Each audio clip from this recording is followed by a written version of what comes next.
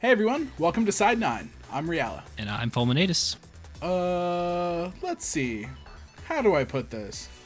Bandai's Gundam Card Game actually slaps. It really took us this long to come to that conclusion? Well, to give us some credit, it makes total sense why it took us a while to come to that conclusion. We were initially given the Gundam Card Game beta set in December to give us a rough idea of the game. RX-78 go burr. I don't think either of us could have anticipated what this game would eventually evolve into. Now we have the real first format of the Gundam Card Game with new type rising and the starter decks, with approximately 130 more cards. That's fair, but I'm curious, why would we recommend the game now, which we absolutely do, as opposed to recommending it during beta or even its starter deck release? Look at this cool card, and this cool card, and this cool card, and this one, Help, Fulm, I'm drowning in cardboard. Huh. Well, while I'm waiting on my co-host to remember how to tread cardboard, please give this video a like and subscribe if you like cool cards. Is he still gone? I guess it's still my line then. Art aside, it is a card game, so it's not just about how it looks, it's about how it plays, and Gundam Card Game, oh, it plays like butter. Oh, sorry. I'm back.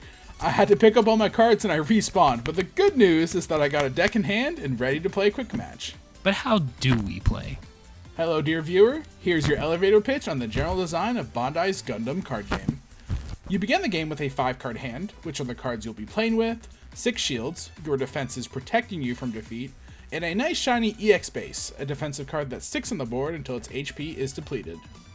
From here, you and your opponent will gain a resource each turn, increasing your level and allowing you to play both more numerous and more powerful units, which you will both use to destroy each other's bases and shields until one player lands a direct blow on the other and is declared the winner.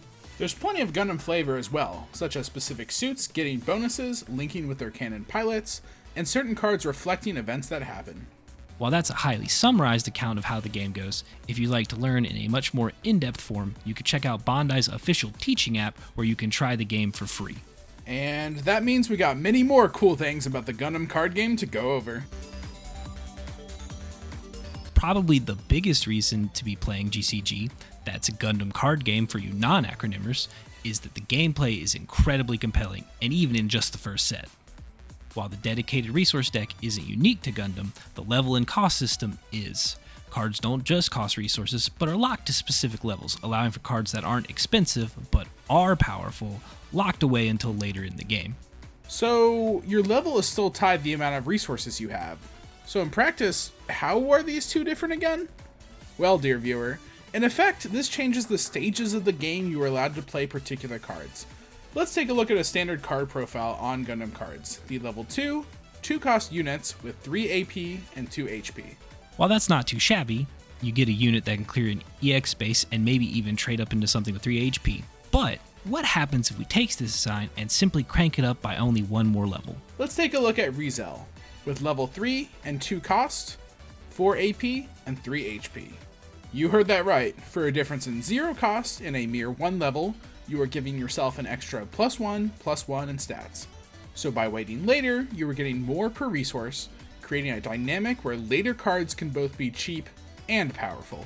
Speaking of level and cost, this is a huge consideration during deck building, which I'm going to use as a non-subtle transition to talk about a huge part of the current game. No two decks must be alike.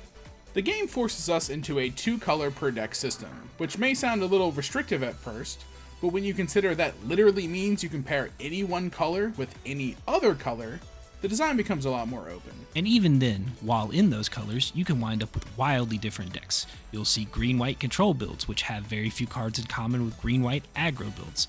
You'll see low-to-the-ground blue-red builds beside other blue-red builds that focus on bringing out the big boy cards.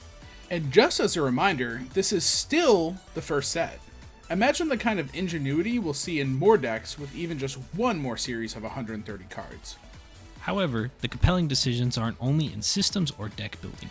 Every play you make is a decision, from how you spend your resources, to how many cards you play, to even if you attack and make a unit vulnerable to retaliation. In effect, this basically makes the use of every unit card in the game modal. What am I to do with this specific card in the field? Does what I do with any one of my units change depending on what I do with my other unit? The answer is very much yes. For example, let's say you have a gym that is completely vulnerable to an opponent's gun cannon on the following turn. Normally you may consider not doing anything with your gym, but will your decision change if you have an airstrike blocker on your field? The main point here being is that there are tons of scenarios like this in the Gundam card game. Learning how to tackle this series of scenarios throughout the course of the game is one of the main things that we think makes this game tick.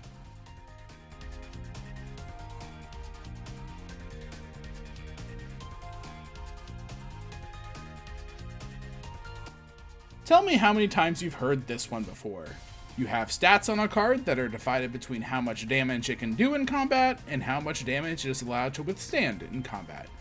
You got a row of cards closest to the player that gets turned 90 degrees, and the amount of them you turn sideways corresponds to how many you can afford to pay for. And speaking of things turned 90 degrees, you can only directly interact with a card in combat if the opposing unit has been turned 90 degrees. I know the way I'm describing this sounds flippant, but quite honestly, this is one of the main reasons we think this game is, honestly, really great. It's familiar, comfortable even. It has a ton of skills that can transfer from other games, and it also makes it an easy pickup as a first card game. Once you're familiar with the terms and basic mechanics, it's not too much further before you're actually playing the game without training wheels. Not to use something that's already overused, but this genuinely makes the game something that is easy to pick up, but difficult to master. Despite being familiar, it's also important to talk about a couple key points that make this feel uniquely Gundam. It's in the title of the game after all, and maybe one of the reasons you first took interest in it. If you link a pilot card with its cannon suit, you are allowed to attack with that unit the turn it is played. It's cool to get a little bonus for pairing familiar things with other familiar things, effectively being a celebration of the Gundam franchise. Speaking of celebrating Gundam, let's talk about the overall appeal of the Gundam card game as effectively being a boost to the franchise. I'm personally a huge fan of Iron-Blooded Orphans and 00. Let's compare this game to another franchise that I like very much, Digimon. At this time, over the 22 main booster sets for the game, basically every era in Digimon franchise has been covered. From games, to movies, to the main anime TV series. If this precedent is anything to pay attention to, it seems like Bandai is going forward with this vision for Gundam as well. With more sets and years under the game's belt, the more niche and specific Gundam series we will get. A perfect fit for any long-term fan. Just for example, in the second booster, Bandai has already announced that one of the series is After War Gundam X, which is a series that never made its way to the West and is still considered a bit of a cult classic in Japan. This means that we aren't just going to see the greatest hits, but potentially sources from all over the greater Gundam franchise. Given that Gundam spans 46 years to date as a franchise, that's a deep well to draw from. We're not going to start pretending that we play games just for the art. At the end of the day, great art won't make a bad game good, and bad art doesn't make a good game bad. But we'd be doing you a disservice if we didn't take a moment to mention how good the art in this game is. Let's start with your standard cards straight from the booster pack. No special treatment, no alternate art. Each card effectively has a full frame, and the text box does not obscure any of the image. Like we said, that's just the base form. A great start. But what actually blows us away is the level of production effort that goes into the standout alternate arts. We have the very cool cel-shaded PS2/GameCube inspired Buster Gundam, otherwise flashy and original pieces like say Lamass, and the tranquil overflowing affection. It is cool to see how experimental and varied in art styles Bandai is willing to use to bring us cool cards. However, they're also committed to making as many cool Easter eggs as possible, as shown in the alt arts of Unicorn Destroy Mode and Kshatriya, where they actually share one combined art that can be seen if you place the cards side by side. So after all that explaining, hopefully you can see how exciting the release of Gundam Card Game has been for us. And the best part, it's only going to get better. So if you found any aspects of this game that personally excite you, feel free to jump along for the ride. This game has an extremely positive outlook, so if you're on board, we look forward to seeing you next mission.